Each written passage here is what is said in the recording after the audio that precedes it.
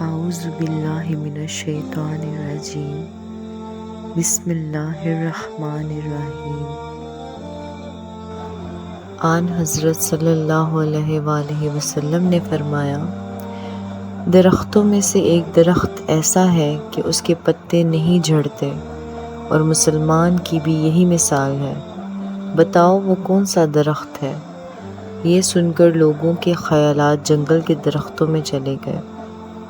عبداللہ نے کہا کہ میرے دل میں خیال آیا کہ بتلا دوں کہ وہ کھجور کا درخت ہے، لیکن وہاں بہت سے بزرگ موجود تھے، اس لیے مجھ کو شرم آئی۔ آخر صحابہ نے عرض کیا، یا رسول اللہ، آپ ہی بیان فرما دیجئے۔ آپ صلی اللہ علیہ وسلم نے بتایا کہ وہ کھجور کا درخت ہے۔ صحیح بخاری، حدیث نمبر 62۔